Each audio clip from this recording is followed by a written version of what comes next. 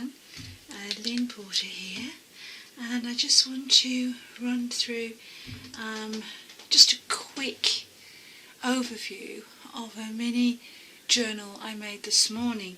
And this journal was for the Creative Cafe launch on Facebook.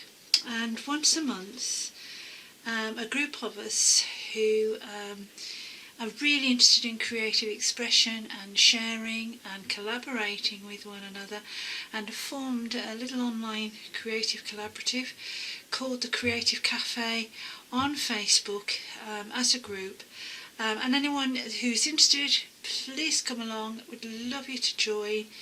Just message me on Facebook, Linda Porter, and we'll take it from there. So, to go with our launch, Janet has made and shared one of her lovely herbal teas, which we've distributed to the group. And also I put a challenge out there. Now, I got these some years ago. They were being thrown away. Their destiny was for a skip, and because they were craft items, I thought, no, not likely. So I went along and rescued quite a few craft materials. And these are sort of little foam frames. Now, please don't ask me how you use them. I mean, I'm assuming that, you know, things like that happen.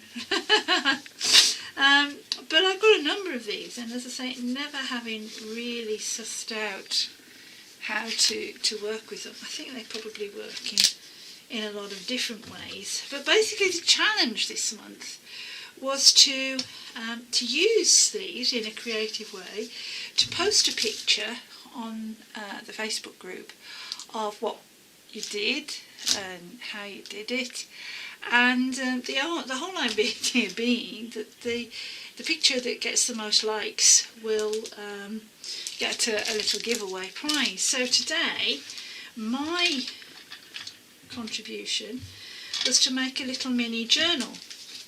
So by taking just this part, which is a basic frame made of foam, I first of all started off by putting a piece of fabric around it. That's fabric that I chose to put around the frame and to glue and tape it on.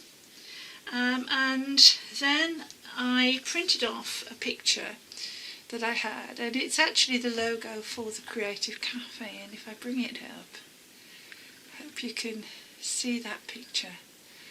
And it is a creative cafe that I visited a number of years ago in Venice, and it was known as a place where local artists would come and gather and talk about their various art and craft projects throughout the city.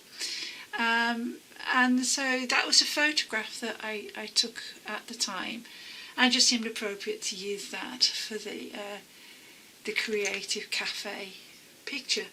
So how did I do it? Well, I just got this, covered it in fabric. That's the fabric, and there's just a piece in one of the little fat quarters that you can get online and from Hobbycraft.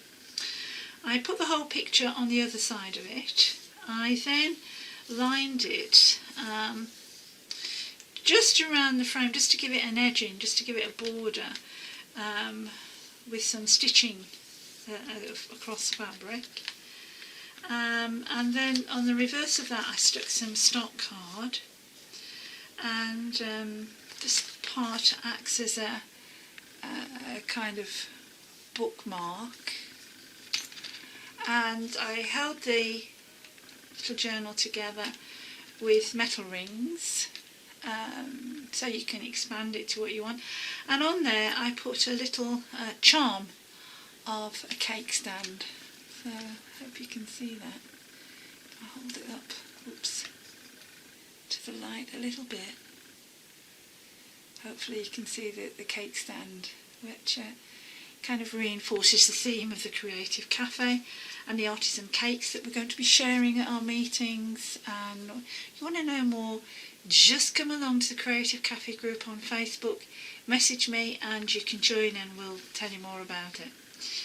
So I just put some stock card in the back, made a little insert pocket on the front, and this is another sort of sitting down for tea card that I made, just as a little journaling card to write on. So hopefully you can see that, and that's a photograph I took. I think it's one of the flower shows. I don't know if it's a Chelsea flower show or Shrewsbury, I'm not sure which one.